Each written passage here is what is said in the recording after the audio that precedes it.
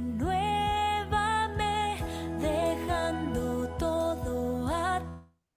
Tal Claudia, por la Argentina. ¿Cómo le va, padre? Bien, Acá bien, está. bien, bien. No hemos tenido oportunidad de platicar, pero ya menos estoy saliendo de mucho trabajo, pero Ya, ya va a haber oportunidad. sí, sí, primero Dios, primero Dios. Exacto. Estamos en el tiempo. Ujú. Muy buenas noches. Eh, Buenas Sean todos noches. Buenas bienvenidos noches. a este nuevo momento que vamos a tener para compartir, contando con la presencia de gratos amigos y de todas las personas que están en la disponibilidad de colaborar. Y pues que este encuentro sea de mucho beneficio, de mucho aprendizaje para todos nosotros. Y lo ponemos en manos del Señor, que sea el Señor quien ilumine y que guíe esta pequeña reunión. Y pues que, como les digo, que todos saquemos mucho provecho, tanto para nuestro bienestar personal, profesional y también para el bien de todos nuestros semejantes. Así que sean todos bienvenidos y bienvenidas. Y dejo en la palabra a mi compañero Daniel Ardo. Muy buenas noches a todos. Como dice Connie, es un gusto poder compartir esta hora para algunos un poquito ya cansada, pues, ¿no? El fin de la semana, todas las actividades pues nos agotan con este calorcito, ¿verdad? Pero gracias a Dios. Como siempre, en el aviso que se colocó están las dos charlas anteriores del Padre Abel. Ahí están los links para poder revisarlos, los que no estuvieron presentes. De cualquier manera, iniciamos siempre dándole gracias a Dios y al Padre Abel que está con nosotros y del cual pues siempre repetimos su currículum. Sería muy largo de contar todo, pero por lo menos un pequeño resumen para que sepamos los que por alguna circunstancia no lo conocen, pues vamos a hacer un pequeño resumen, ¿verdad? El padre Abel Abraham García Méndez es guatemalteco, sacerdote secular de la Arquidiócesis de Santiago de Guatemala desde hace 29 años y 9 meses. Es filósofo sistemático por la Pontificia Universidad Gregoriana de Roma y máster en la Pastoral para la Prevención de Abusos por la Universidad Pontificia de México. Es canónigo del Cabildo Eclesiástico de Guatemala.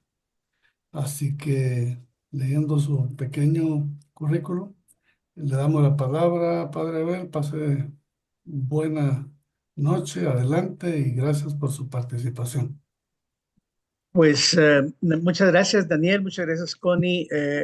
Muy buenas noches a todos. Estos son cuatro de las conferencias que hemos propuesto desde la Asociación de Teólogos de Guatemala y que la Junta Directiva pues aprobó. Hemos visto en la primera conferencia pues la situación de los abusos y lo hemos definido a partir de los estudios que se hicieron ad extra por instancias de derechos humanos, por instancias avaladas por el Papa Benedicto XVI y también por pues una instancia en la Universidad Gregoriana que buscaba entender el problema de profundidad. Siempre han existido violaciones a los derechos humanos, siempre han existido situaciones bastante problemáticas y difíciles a nivel de la convivencia humana. Pero, pero ¿cuáles eran las últimas consecuencias de estos abusos, sobre todo en el contexto de la Iglesia Católica? Se hicieron estudios, se hicieron una gran cantidad de trabajos a nivel de Alemania, a nivel de Estados Unidos, a nivel de Australia,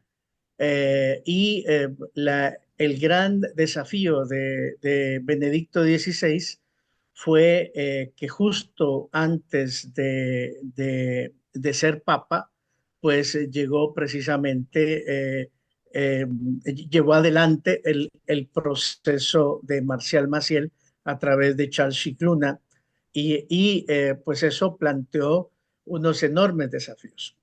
¿Por qué no se logró procesar en aquel momento? Porque la Iglesia no tenía la herramienta, el Código de Derecho Canónico no tipificaba, incluso una de las investigaciones más fuertes dijo que el Código de Derecho Canónico, el Catecismo de la Iglesia y que algunos aspectos de la relación de servicio, de ministerialidad, pues tenían graves problemas estructurales. Y entonces se habló de los teólogos, los expertos, hablaron de una eclesiopatía. Una eclesiopatía. La eclesiopatía en el mundo no eclesial, sino que secular, pues era justamente una asimetría relacional. El problema del abuso antropológicamente está causado por una asimetría relacional. Y entonces ahí se plantean todas las formas de abuso, ¿no? Abuso de poder, casi podemos decir que se engloba, este es como el paraguas en donde se puede plantear todo, el abuso de conciencia, el abuso psicológico, el abuso físico e incluso el abuso sexual. Ya se había avanzado mucho en el tema de los derechos de las mujeres, en los derechos de los pueblos indígenas, en los derechos de los niños, pero cómo englobar esto dentro de un contexto eclesial, pues, y ver la repercusión a nivel social. Si veíamos solo sujetos, pues entonces la mujer, el mundo indígena, el mundo laboral, los niños, pero ¿qué pasaba con las instituciones? Y cuando pasamos a ver cuál es la simetría relacional, el abuso de poder y todas sus formas en los que se concretiza, pues se llegó a la conclusión, distintos estudios en América del Sur, gracias a las víctimas, en Chile, pues se hizo una investigación muy importante. Yo les comentaba que del 100% de denuncias de abusos de menores, pues estábamos hablando de que más del 70% se cometían en el contexto familiar, un 20% más en el contexto académico, estudiantil, escuelas, colegios, y de ahí teníamos más o menos entre un 5% en el mundo deportivo y más diluido en el mundo eclesial. Estábamos hablando de que los niveles rondaban alrededor del 3 al 5% en el contextos eclesiales. Surgió inmediatamente después que el abuso no solo era contra niños, contra menores, sino contra vulnerables, es decir, adultos vulnerables. Y en los contextos eclesiales, pues era también muy preocupante este aspecto. Para algunos dijeron, bueno, si el problema es social, si el problema es familiar, entonces, ¿por qué vamos a investigar el tema de la iglesia? Pues porque nosotros tenemos que combatir eso, porque nosotros somos los que tenemos que luchar contra este tipo de situaciones. Entonces, fue una cuestión muy particular en el tiempo de final del pontificado de Juan Pablo II. No se tenía las herramientas, no se tenía la reflexión. Ratzinger empezó a hacer ese proceso de reflexión, entender, darse cuenta. Es decir, porque es el otro problema. El otro problema es darnos cuenta. A veces hay mucha resistencia, hay muchos mecanismos de defensa, hay muchas cuestiones. No queremos reconocer. Ya veíamos en la presentación de la segunda conferencia lo que le llamábamos el síndrome del doble ciego. No veo que no veo. Y al no ver que no veo, entonces pues sigo cometiendo abusos y sigo victimizando a las víctimas, sigo haciendo daño a los demás. Entonces ese es un problema bastante delicado. Ya con el pontificado de Benedicto XVI comenzó a darse cuenta que necesitaba cambiar muchas cosas y tuvo la oposición de la curia romana. Entonces, ante la imposibilidad de tener todas las herramientas, él fue haciendo grandes avances, algunas modificaciones en leyes menores, en el Código de Derecho Canónico, empezó a pedir que se revisaran cuáles eran nuestros planteamientos de cara a las comunidades religiosas, a la dinámica del sacerdocio ministerial, a la dinámica de nuestras comprensión del matrimonio, inclusive, porque si el abuso se estaba dando en el mundo familiar, pues se empezó a plantear, bueno, ¿y cuál es la presencia del abuso en los matrimonios y en las familias católicas? Y la cosa se disparó. Pues estaba igual, o en algunas situaciones, en algunos contextos más machistas, peor. Entonces estábamos rondando alrededor del 75% de los matrimonios católicos, el abuso intrafamiliar. Entonces, pues sí, en México tenemos un dato muy interesante. Yo les recomiendo buscar a Salvador Cacho. Salvador Cacho es alguien que está en este momento terminando de hacer un proceso de denuncia contra su tío de segundo grado. Es uno de los casos más interesantes en un contexto católico, pero el abuso es intrafamiliar, ¿no? Y todo lo que ha avanzado él desde México es muy interesante. Regresemos al contexto eclesial, que es un poco el que nos interesaba. En la primera conferencia hablábamos del caso sodalicio, porque era el que estaba en ese proceso estallando y la disolución del sodalicio. Pues hoy ha salido publicada ya la disolución de otra congregación, otro instituto de vida consagrada más pequeña, más reducida, que se llama Soldados de Cristo. Soldados de Cristo, también porque el fundador se logró establecer que ya había antes de la fundación cometido abusos y después construyó esa congregación ultraconservadora, por cierto, también dentro de esta dinámica de abusos. También hoy se notificó que un movimiento laical internacional llamado Emaús,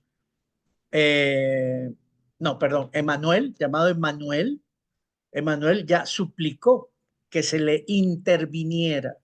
¿Por qué? Porque la dirigencia laical está desbordada. Está desbordada porque ha crecido mucho este movimiento eclesial, que es, déjenme ver porque no quiero decirles cosas inadecuadas. Perdón, es la comunidad Emanuel, que está en 70 países y con 13,000 miembros. Tal vez es la comunidad Emanuel carismática más fuerte en este sentido.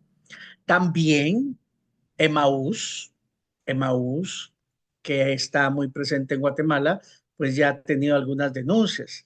También Hakuna, que nace del mundo del Opus Dei, con un planteamiento más juvenil, pero sigue siendo un colonialismo emocional, pues ya tiene las primeras denuncias en España. Entonces, también en los movimientos laicales y juveniles están dando este proceso. Yo les recomendaba ya desde la primera conferencia que vieran ustedes el Minuto Heroico, que recoge el testimonio de 13 exnumerarias sobre pues, los abusos que experimentaron. Quisiera en este momento pasar a presentar un video. El video yo ya lo divulgué, pero me gustaría que lo viéramos acá e inmediatamente después pasar a explicar cuáles son ese marco de directrices, marco universal de directrices para el abordaje de esto. Entonces, no sé si ya tengo la posibilidad de transmitir. Creo que Sí, sí, ¿verdad? ya puedes compartir. Gracias. Entonces, no sé si ya se ve. Así es. Bien, vamos entonces a comenzar. Este es un video que publica la Arquidiócesis de Madrid y específicamente el proyecto Repara, que son los encargados de acompañar a las personas víctimas de abusos.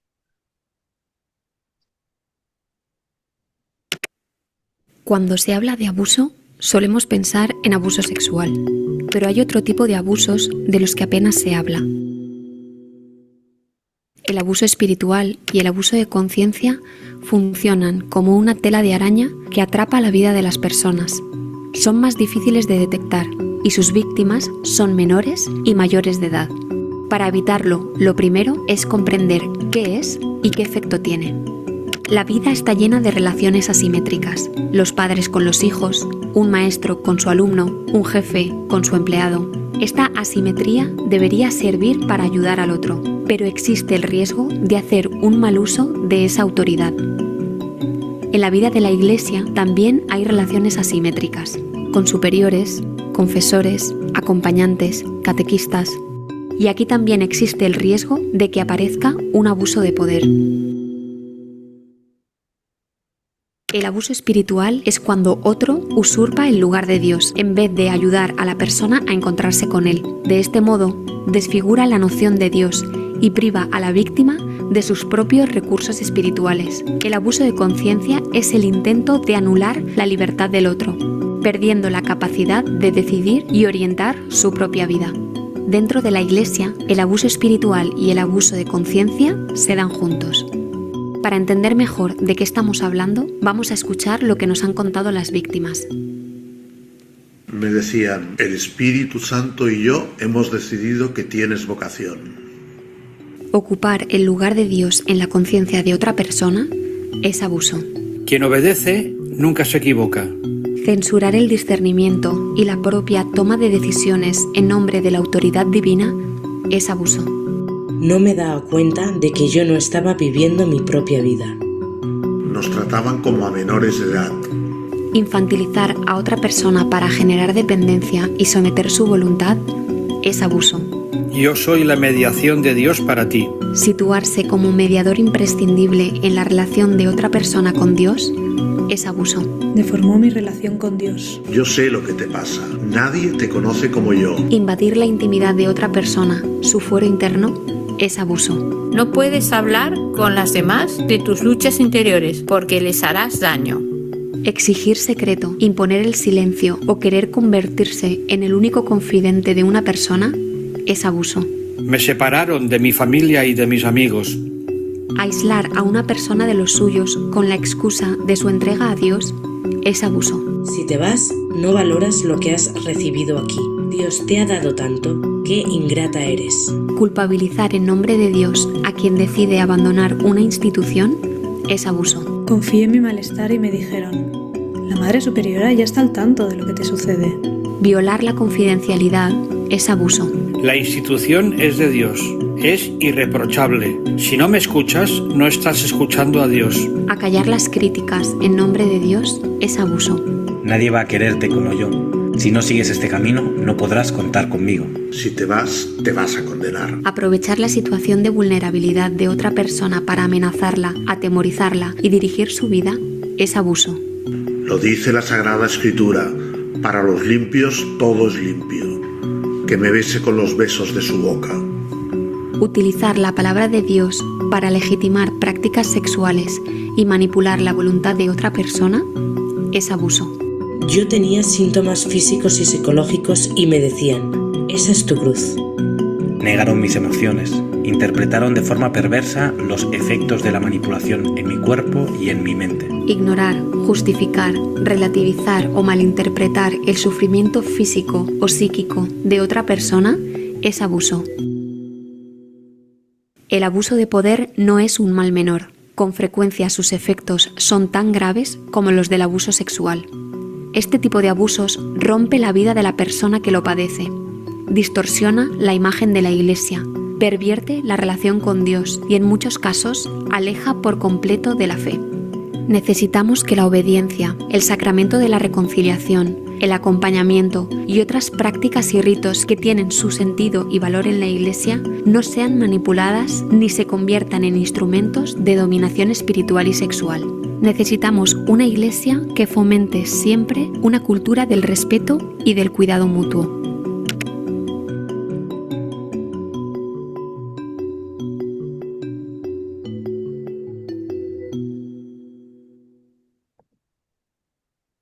Muy bien. ¿Por qué? ¿Por qué es importante esto? Porque existía el abuso de poder. Existía el abuso psicológico, el abuso económico, el abuso, qué sé yo, físico, el abuso laboral, el abuso, pero la tipificación y comprender el abuso espiritual, que es típico de los contextos religiosos o espirituales, es importantísimo, porque en el Código de Derecho Canónico no está aún tipificado. Entonces, aún nos estamos dando la herramienta legal para poder perseguir, para poder juzgar, para poder condenar, para poder incluso denunciar. Y el gran problema es que muchas veces, por la estructura jerárquica de la Iglesia, es la autoridad que está cometiendo alguna forma de abuso la que tiene que escuchar la denuncia, la que tiene que recibir la denuncia. Entonces, por eso es que hubo tanta impunidad, tanto encubrimiento, tanto encubrimiento que sería difícil tipificarlo en toda la iglesia. Yo no me atrevo a tipificarlo en nuestra iglesia en Guatemala. Desde que empecé esto hace que ya unos 4 años, 5 años, pues, pues sí, he escuchado víctimas. Muchas han denunciado y se ha quedado engavetada la denuncia.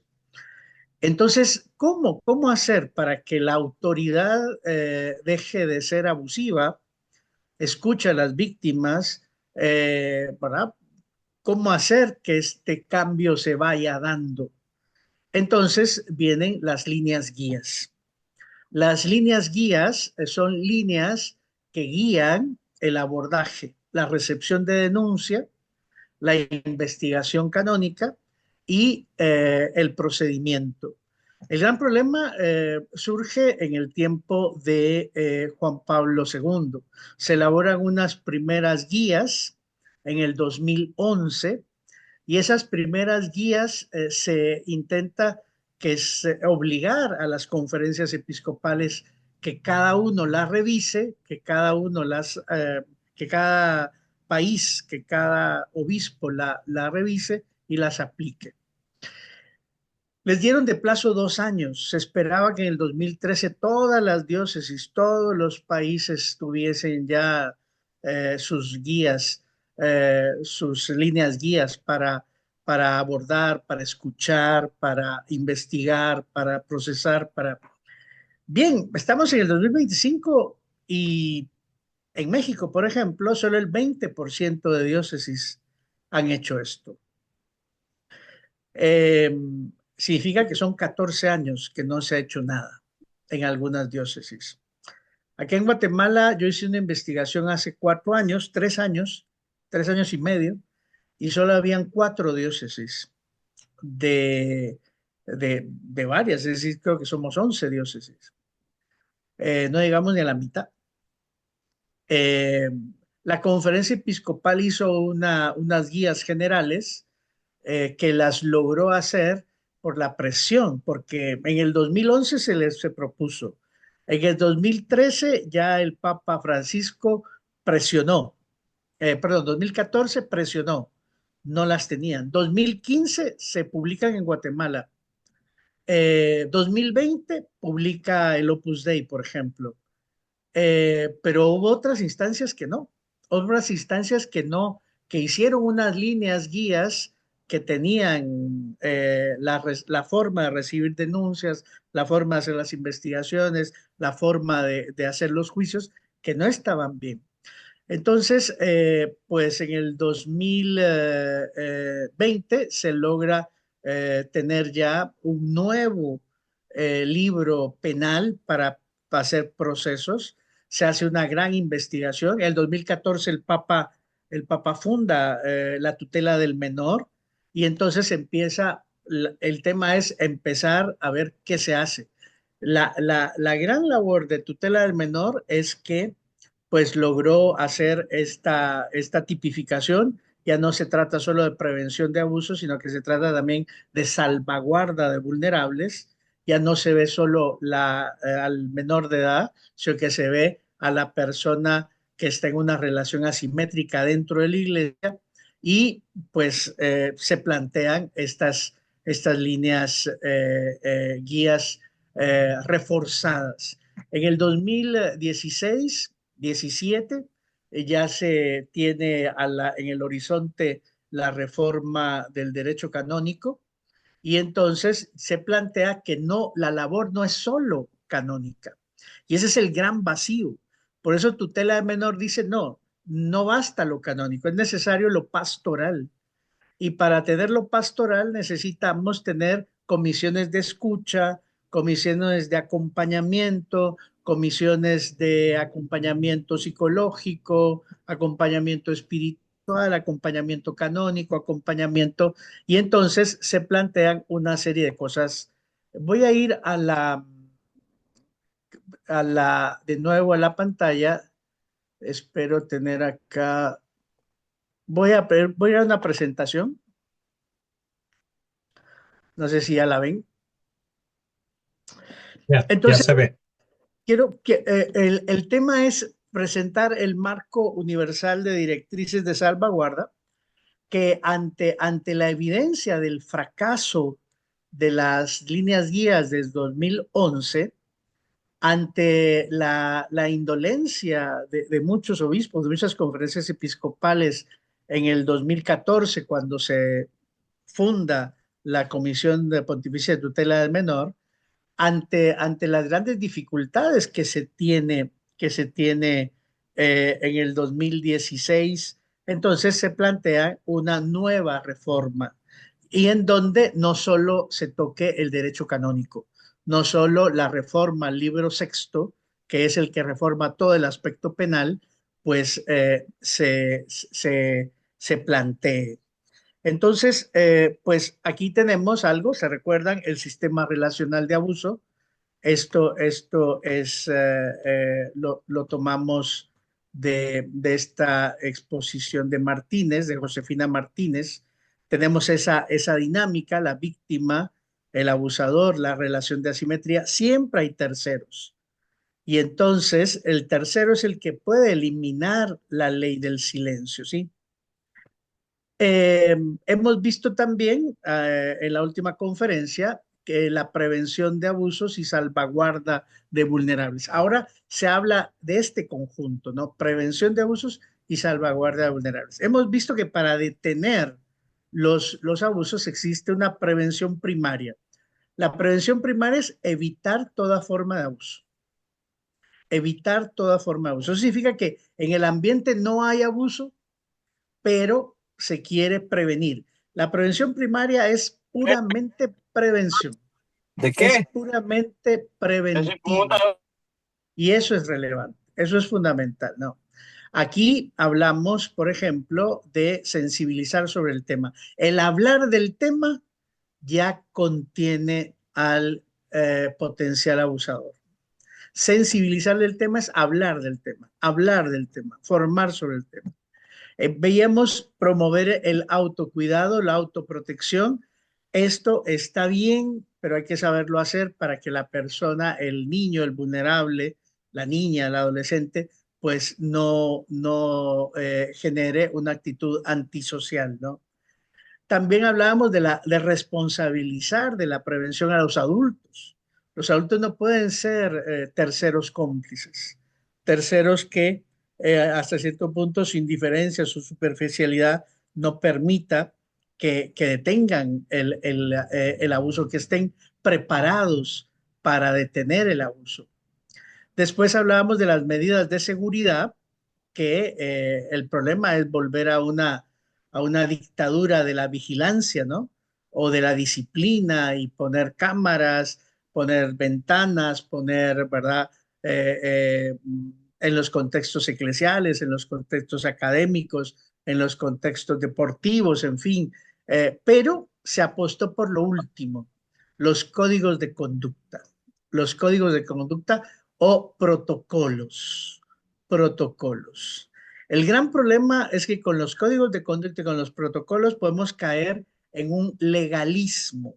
Legalismo. Es una de mis observaciones para varias congregaciones religiosas que tienen colegios e incluso para nuestras instancias de derechos humanos que tienen protocolos, tienen códigos de conducta, pero no hay conversión del tema. ¿Cómo decirles? No hay sensibilización. Sencillamente cumplo con una serie de requisitos. Entonces, las líneas guías para la prevención y salvaguardia no pueden quedarse en códigos de conducta, no pueden quedarse en protocolos para la recepción de denuncias y acompañamiento si no hay una verdadera empatía. Por eso es que el primer y fundamental criterio, ya lo planteaban las víctimas en Chile, ya lo planteaban las víctimas en México, es la centralidad de la víctima. La víctima debe ser escuchada. La víctima debe ser escuchada. La víctima debe ser acompañada, debe ser respetada. No se le debe revictimizar. La centralidad de la víctima es fundamental. ¿Cuándo ocurre la prevención secundaria? Cuando ya ha habido abuso, ya se han dado alguna forma de abuso. Entonces, la prevención secundaria lo que busca es detener el abuso, detener cualquier forma de abuso. Entonces, ya estamos en una situación de mayor, digamos, sufrimiento.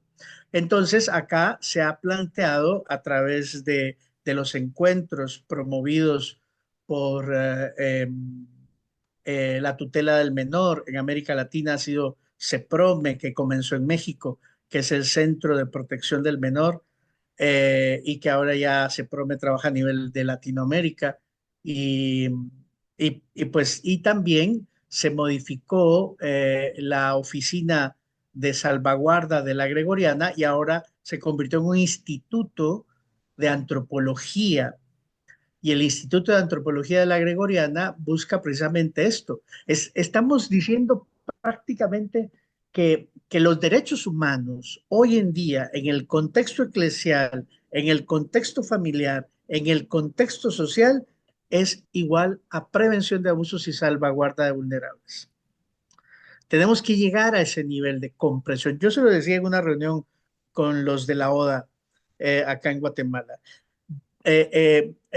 Hemos hablado de una justicia transicional, sí, pero hoy hablamos de cara al mare magnum de los abusos y del dolor y el sufrimiento que estaba ahí escondido, reprimido, porque el abuso del menor tarda mucho tiempo, el abuso de aquel que ha sufrido colonización emocional tarda demasiado tiempo en revelarse, tarda demasiado tiempo en empoderarse, a veces tienen grandes dificultades para tener autonomía, para tener libertad, para tener...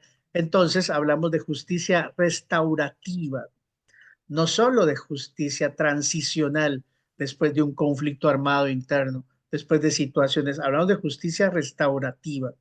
Aquí tenemos más en la prevención secundaria, más o menos esta secuencia. Detener la forma de abuso debe ser, digamos, acogido por esas líneas guías, por esas líneas de acción, desde la escucha y la acogida, la atención psicológica, el acompañamiento espiritual, si la persona lo requiere, porque en el abuso espiritual puede ser que la persona quede con un bloqueo y con una actitud de total rechazo hacia todo lo que signifique Dios. O sea, Dios me abusó. La institución que representa a Dios me abusó. Entonces, ahí tenemos esa dificultad. Solo si la persona quiere acompañamiento espiritual, hay que darle acompañamiento espiritual. Porque es indispensable la asesoría canónica y la asesoría jurídica para poder alcanzar la justicia restaurativa. Es a esto lo que llamamos reparar. Este es el primer modelo que se planteó en la Arquidiócesis de Madrid y que nuestros obispos en Guatemala y varias conferencias episcopales en América Latina intentaron acoger. La verdad es que este proyecto Repara, pues para mí es bastante light. Yo preferiría algo como se hizo y se está haciendo en Chile. La cuestión de Chile es mucho más fuerte, es mucho más incisiva, mucho más englobante de cara a todo el proceso eclesiológico, ¿no? Y entonces, toda esta prevención secundaria, cuando ya ha existido abuso, se debe hacer antes de y durante el proceso, el desarrollo del proceso canónico jurídico, si es que hay.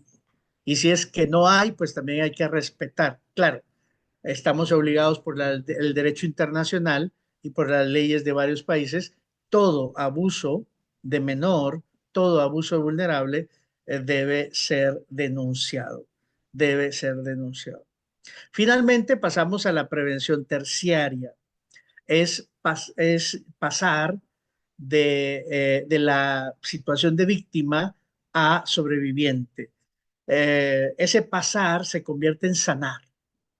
Es un proceso de sanación. Lo ideal es que la víctima se convierta en sobreviviente.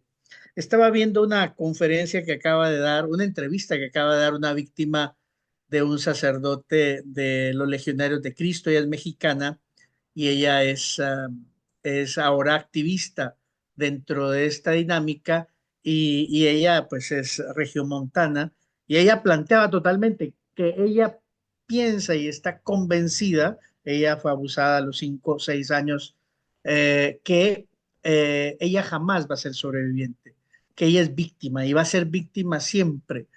Quien la entrevista es alguien que tiene estudios en antropología y en psicología y le dice, es que esto es muy, muy duro. Y ella le dijo, sí, lo que pasa es que yo lo he investigado, yo ya lo he estudiado, yo he tenido procesos de terapia, de ayuda y pues es la postura de ella, ¿no? En términos generales, tenemos una visión positiva de que la víctima puede convertirse en sobreviviente, puede pasar, puede sanar. Nunca se propone el perdonar. El perdonar puede llegar o puede no llegar. Eso no es importante, lo importante es sanar. Y aquí se plantea el acompañar, el sostener, el apoyar y el vincular con redes de apoyo. Es importantísimo acompañar, sostener, apoyar y vincular con redes de apoyo. Ahora, esto es mejor si se ha alcanzado el inciso quinto de la prevención secundaria, cuando ya se ha logrado la justicia restaurativa, es decir, no, ahorita se me va la palabra, es la ayuda económica, el poder compensar por el daño hecho, el poder tener recursos para que ese proceso de sanación se logre, porque no se logra solo con oraciones, no se logra solo con buenas intenciones. Aquí está el proceso terciario, el proceso de la prevención terciaria, acompañar, sostener, apoyar, ayudar a vincularse en otras redes de apoyo. Las redes de apoyo son fundamentales. Y ahora sí, quisiera que pasáramos, ya solo me quedan 5 minutos, solo lo voy a poder presentar, ¿verdad? Que pasáramos a el marco guía, el marco de referencias, perdón, acá tengo que salir primero de esta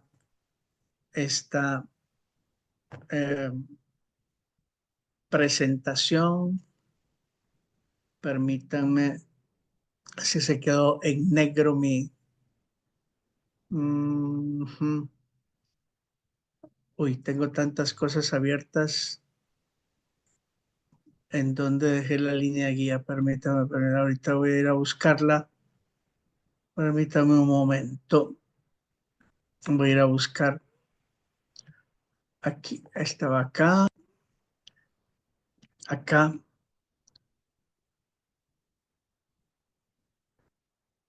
Permítame. Solo voy a traer esa acá. Ahí estamos ya. Entonces acá me voy a salir de acá y voy a ir, permítanme, voy a ir precisamente a otro espacio. Y lo tenía ahí a la mano, no sé qué se me hizo. Protocolo de denuncias. Acá está. Acá está, ya lo tengo acá. Bien, les cuento que acá en Guatemala, ya lo tengo acá, permítanme, ahorita se los voy a presentar. Perdón el extravío de pantallas.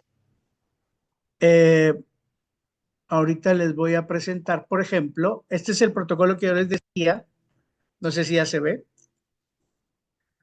Ya se ve. Este es el protocolo en la Arquidiócesis de Guatemala. Se hicieron esas guías a nivel de conferencia episcopal en el 2015. Claro, nosotros tenemos la excusa de que se enfermó Biam, Monseñor Biam, murió Biam, lo sustituyó Martínez. Martínez fue el que me autorizó para que yo estudiara esto. Después vino Gonzalo de Villa. Gonzalo de Villa apoyó para que sacara yo este máster en prevención. Y entonces, en este contexto, es cuando a mí no se me pidió participar en el tema. Monseñor Gonzalo, en el 2022, solo con canonistas, y ese es el enfoque tal vez deficiente, ¿no? Se autorizó este protocolo para la presentación de denuncias y la investigación sobre abusos sexuales contra menores o personas vulnerables cometidos por clérigos. Está muy bonito, está muy bonito, está muy bonito y está muy bonito, pero se aplica poco, ¿no? Y pues no satisface pues lo que plantea la Santa Sede, digámoslo así, ¿no? Que la Santa Sede plantea otro tipo de cosas. Se ve ya donde dice marco de directrices. Sí, se ve muy bien. Bien, entonces vamos a ir por acá. En la Asamblea de 2022, la Comisión Pontificia de Tutela del Menor se da cuenta que las cosas están mal. El Papa publica Predicate Evangelium, la Comisión Pontificia de Tutela de Menores pasa a formar parte de la Congregación de la Doctrina de la Fe, la Congregación de la Doctrina de la Fe cambia, se llama Dicasterio de la Doctrina de la Fe, y la prioridad del Dicasterio para la Doctrina de la Fe ya no es perseguir herejes, sino es buscar la justicia restaurativa a las víctimas de abusos. Qué fuerte, ¿ah? Es un giro total. También esto se da en el contexto de combatir esa eclesiopatía, el clericalismo, y teológicamente se va a hacer a través de la sinodalidad, un proceso de sinodalidad que ha sido muy difícil porque evidentemente la sinodalidad lo que plantea es que tengamos que superar ese clericalismo, esa asimetría relacional, esa sacralización, ¿verdad? Entonces se plantea la necesidad de unas nuevas directrices universales, pero esas directrices universales requieren un marco. Se realizan 3 fases, ahí están indicadas, y en 2023 la Comisión presenta ya esto a la plenaria y la Comisión aprobó en el 2024 que se instaure ad experimentum y se pidió que desde 2024, 2025 se diera a conocer y 2025 se lograra hacer esa transición a estas nuevas líneas guías. ¿Cuáles son esas líneas guías? Creo que solo nos va a dar tiempo a ver esto, ¿no? Son 10 líneas guías. En primer lugar, el ministerio, el liderazgo y la cultura eclesiales deben estar comprometidos. Perdón, aquí la traducción no es muy buena porque solo existe el texto en inglés y pues eso implica una gran dificultad para América Latina, ¿no? Entonces, esto es traducción de inteligencia artificial. Entonces, la primera directriz es que se requiere un ministerio, una ministerialidad y una cultura eclesial comprometida con la prevención y la salvaguardia. Segundo, generar entornos seguros a todo nivel entornos seguros. Parroquia, movimientos, familias católicas, colegios, universidades, centros de deportivos, entornos seguros. ¿Qué significa un entorno seguro? Tendríamos que explicarlo. Toda esa directriz plantea eso. Es precisamente promover la sensibilización, el autocuidado, y los protocolos de conducta, ¿no? Los protocolos de conducta de todos. El sacerdote debe saber cuáles son los protocolos de conducta con los más vulnerables. Debe saber que no es Dios, que no puede ocupar el lugar de Dios, que no puede decir que su voz es la voz de Dios. No puede. Los padres de familia no son la voz de Dios para los hijos. No son dueños de los hijos. Son servidores de los hijos. O sea, aquí los entornos seguros va a ser un tema delicadísimo y aquí es donde entra el tema de la sinodalidad. Ahí donde se está haciendo bien. Ahí donde se está haciendo bien. En Guatemala creo que lo estamos haciendo de una manera muy, muy clericalista todavía. Directriz 3, asociarse. Es necesario que toda esta lucha de prevención y salvaguardia se haga en sociedad, en unidad, con los sobrevivientes. Es decir, aquellos que ya han pasado la etapa de víctimas, que ya han alcanzado una justicia restaurativa y que pueden ayudarnos. Y esa sociedad, ese vínculo, esa red con sobrevivientes debe abarcar a nuestras familias y a nuestras comunidades eclesiales. La directriz 4 es que necesitamos dar una respuesta y una gestión a las quejas o a las denuncias que sea eficaz, pronta, justa. Hasta el momento, las modificaciones que el Santo Padre, el Papa Francisco, ha hecho ya deben plantear esa eficacia, pero lamentablemente no se han asimilado en la mayoría de países. Debemos buscar que la cultura sea receptiva, que el mensaje sea culturalmente recibido, acogido, y que podamos de esa manera pues cambiar esa cultura del abuso, esa cultura de la asimetría, esa cultura de poder que siempre lastima al más frágil y al más débil. Y la opción de la iglesia no es hacer contrapesos como se hace en política, como se hace en sociología o en economía. Es la conversión desde dentro. Es el cambio de mentalidad, es el cambio de la forma de percibir, de sentir y de actuar. Eso significa que debemos renovar profundamente nuestras políticas y procedimientos para que estos apoyen la seguridad de los niños y de los adultos vulnerables. Estas políticas y procedimientos hablamos específicamente de los protocolos, de los códigos de conducta o protocolos de conducta o protocolos de abordaje. No basta tener solo protocolos y códigos. Tenemos que garantizar el bien superior del menor y el bien también superior del vulnerable. El pobre está primero, el frágil, el herido, el que puede ser víctima del poderoso, del narcisismo espiritual, ¿verdad? Debemos de recordar que nos dedicamos a la gestión o al trato con personas. No son números, no son feligreses abstractos, no son alumnos abstractos, no son hijos abstractos, son personas. Aquí viene el aspecto antropológico que a mí me gusta más, ¿eh?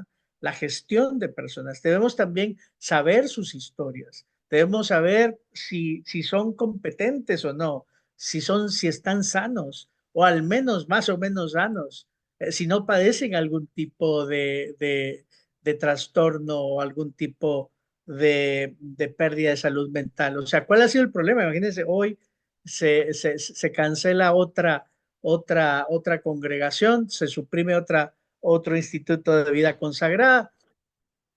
¿Por qué? Porque ha quedado demostrado que no solo el fundador, Soldados de Cristo, sino que también el grupo que le acompañó en la fundación y otros, pues se dedicaban al abuso espiritual, abuso de conciencia y abuso sexual. ¿Que el Opus Dei va a cumplir 98 años? Sí, pero también, es decir, un árbol lo conoces por sus frutos. Es que ha hecho tanto bien, pero el problema es que ese bien oculta una gran cantidad de mal. ¿Cuántas personas sufren? ¿Cuántas personas siguen sufriendo? ¿Y cuántas personas solo ven en la obra la utilidad económica, política, y están dispuestas a pagar la factura de ser utilizadas, de ser instrumentalizadas, de ser dominadas, de ser colonizadas emocionalmente, ¿no? Entonces, ese es el aspecto tal vez más delicado, el número 7. El enorme desafío que estamos intentando hacer acá, la educación y formación continua, la prevención. No hay prevención si no hay educación. No hay prevención si no hay una adecuada formación. Por eso es que la directriz 9 es que en los puestos de docencia, de ministerialidad, de liderazgo, de pastoral, deben estar las personas mejor informadas y mejor empoderadas en el tema de la prevención y el abuso. Si tenemos que saber la historia de las personas que nos llegan, tenemos que ser capaces de acompañarlas, formarlas, y debemos ser capaces también de discernir quiénes pueden tener un servicio de liderazgo, para que el liderazgo no los maree, para que el liderazgo no los endiose, para que el liderazgo no genere ese tipo de trastorno. Y por último, la revisión continua. La revisión continua, la evaluación continua, la capacidad de autocrítica. Tenemos que evaluar siempre qué estamos haciendo. Y el Papa ha planteado, ha exigido a la Comisión Pontificia que la evaluación sea anual. Cada año hay que rendir cuentas la Comisión Pontificia, y cada año también las comisiones de prevención y salvaguarda tendrían que dar pues cuentas de esto. No podemos entrar hoy a ver cada una de estas directrices, y creo que ya me pasé unos 10 minutos, perdón, vamos a dejar unos cuantos minutos, pero lo que pasa es que el tema era, quería hilar, quería unir una cosa con otra cosa para que le vieran ustedes la consistencia de este pensamiento y de este esfuerzo eclesial que es bastante fuerte, ¿verdad? Muy bien, yo me quedaría acá e intentaría en la última conferencia pues poder dar una revisión. Yo de una vez les cuento que terminada la cuaresma pues voy a dar de nuevo los diplomados que venía dando, y que es muy particular que nos podamos formar. Primero sensibilizar, formar, para después organizar y responder, ya que las instancias oficiales pues van muy despacio. Sí van, pero van muy despacio. Muy bien, yo me quedaría aquí, perdón por la prolongación. Gracias, Padre Abel, pero realmente no se siente el tiempo con usted y con el tema tan interesante que estamos desarrollando. Aquí hay una cosa que me preocupó, no me preocupó, quizás me tiene un poquito inseguro o intranquilo, y es que hablaba usted de que se pretende sanar y no tanto perdonar. o no se espera tampoco perdonar, sino que solo sanar. No entiendo la diferencia entre sanar y perdonar cuando nuestra sanación es el perdón, realmente. Y entonces aquí viene la cuestión del acompañamiento para llegar al punto en que la persona se desligue del agresor espiritualmente y emocionalmente al dar un perdón, que no es el perdón de ella, por supuesto, sino que es el perdón que el Espíritu Santo ya le pone a esta persona. No sé, eso es lo que me pasa. ¿Estoy en lo correcto o cree usted que todavía hay por ahí algo que no se entiende muy bien? Creo que hay que ver la diferencia entre perdonar y sanar. Para poder perdonar, tengo que estar capacitado para perdonar. El perdón no es solo, como se ha dicho, un don de Dios. Recordemos el viejo principio de Santo Tomás de Aquino, ¿verdad? La gracia supone la naturaleza. Yo no puedo decir, es que Dios te pide que perdones, Dios te pide que perdones. El perdón debe ser tu meta, debe ser tu, pero ¿y si la naturaleza, verdad, no está? Que hay milagros y que el milagro es que te dé la fuerza, te dé la inteligencia para que digas te perdono. Eso sería antropológicamente inadmisible. Dentro de la teología de la gracia, eh, puede ser admisible, pero ahí tenemos un problema, tenemos una teología de la gracia que no respeta el sustrato antropológico. Entonces, a partir del Concilio Vaticano II, pues el sustrato antropológico no es ajeno a la gracia teológica, la gracia de Dios. Siguiendo la lógica de la encarnación, entonces es importante que primero se tenga la suficiente salud psicológica, la suficiente superación de los traumas, la suficiente capacidad para poder perdonar.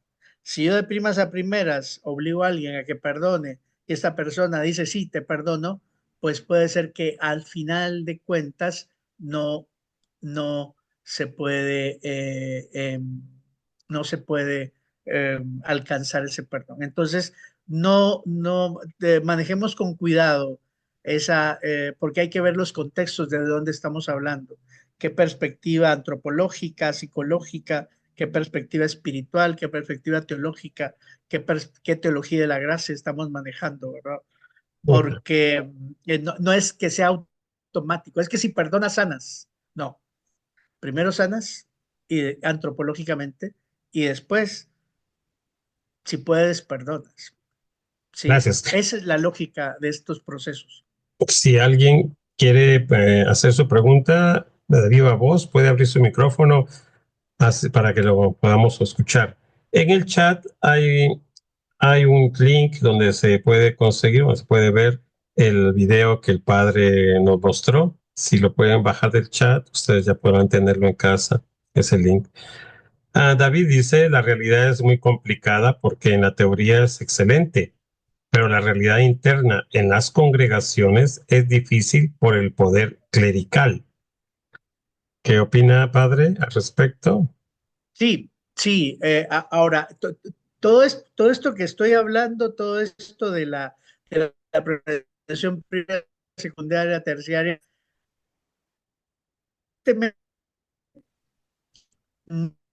no es teoría abstracta.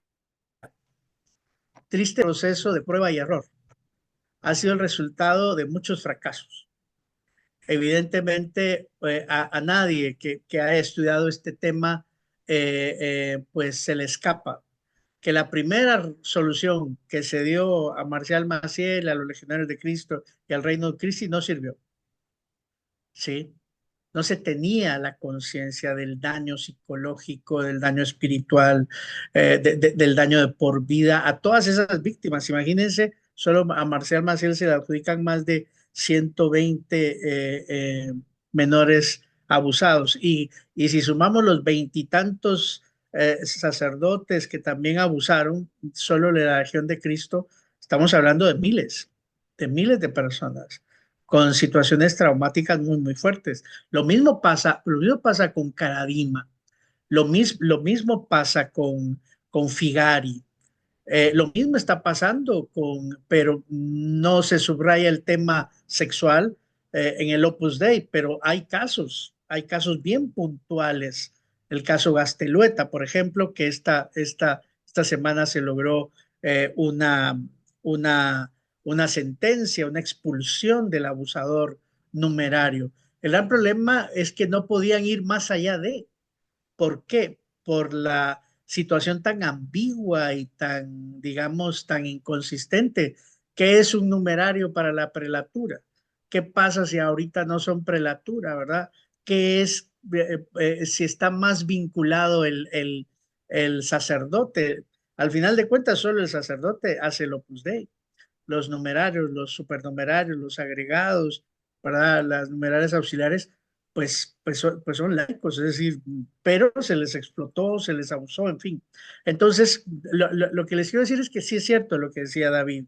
Es difícil, pero aparentemente esto se ve muy teórico, pero no, o sea, es el resultado de las experiencias, sobre todo que se han realizado en Chile, de los estudios que se han hecho en Irlanda, de los estudios que se han hecho de las pruebas que se han hecho en Alemania, en Estados Unidos un poco menos, pero sí, todo esto que estamos viendo es el resultado de muchas heridas, de muchas pruebas y error, es decir, no es un conocimiento teórico, sino que es un conocimiento tristemente, pues que hemos ido aprendiendo. La iglesia aún está aprendiendo, la iglesia está a mitad de un proceso de renovación.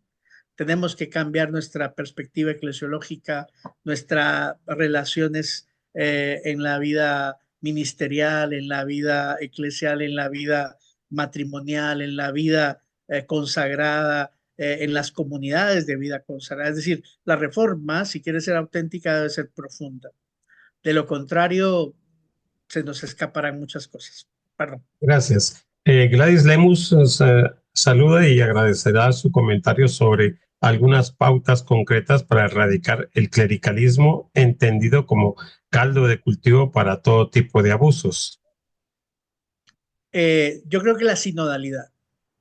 Asumir no una sinodalidad ya digerida por otras, sino que nosotros podamos tener una profundización con el espíritu de la sinodalidad. La sinodalidad es precisamente lo que teológica y eclesiológicamente se opondría al clericalismo, lo que teológica y eclesiológicamente se opondría a la autorreferencialidad de los superiores, ¿no? A la autorreferencialidad del que detenta una figura de poder. Entonces, el ser comunidad, el gran desafío de nuestra iglesia es que somos comunidad. No el liderazgo entendido como una llamada de Dios que hace a este superior a los demás es lo que genera problemas. Entonces la clave está en la sinodalidad, pero una sinodalidad que nos ayude a una conversión de mentes, conversión de corazón, ¿verdad? De conciencia y conversión en la acción. No, eso sería como lo más relevante. Creo que la última conferencia va a ser sobre eso, sobre prevención, salvaguarda y sinodalidad. Si no estoy mal, si no recuerdo mal. Gracias, padre, muy amable. Así que ya está el anuncio, los invitamos para la próxima actividad que tendremos. Ya les llegará por correo electrónico la invitación y le agradecemos de nuevo, padre, por su sabiduría y por orientarnos en ese tema tan álgido que es actual para nuestra iglesia y que es fundamental específicamente. Así que los dejamos con nuestro compañero Juan Carlos para que cierre la actividad. Muy bien, gracias, Padre Abel, por esa grande desarrollo del tema, muy amplio, muy completo y definitivamente algo que tendremos que ir dándole su importancia, porque si algo tenemos en nuestros pueblos latinoamericanos es esta situación tan terrible del abuso y de todos estos actos de violación que se cometen en todos los estratos sociales de nuestras comunidades, de nuestras sociedades, de nuestro país. Así que, como decía pues, nuestro querido doctor Herrera, Oscarito, pues esperamos que ustedes sigan compartiendo con nosotros. Gracias a ustedes que estuvieron ahí siempre presentes.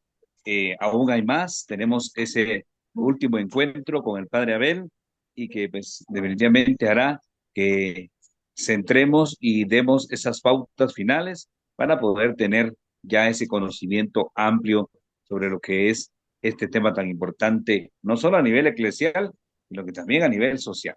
Así que agradeciendo esta participación en la noche, les deseamos grandes bendiciones, un gran fin de semana en este primer domingo de Cuaresma que ya se nos avecina y gracias a todos ustedes. Que pasen una muy feliz noche a todos. Feliz noche, gracias. Buenas noches, muchas gracias. Muchas gracias, Buenas Padre noches. Abel. Buenas noches. Por la información. Feliz noche a todos.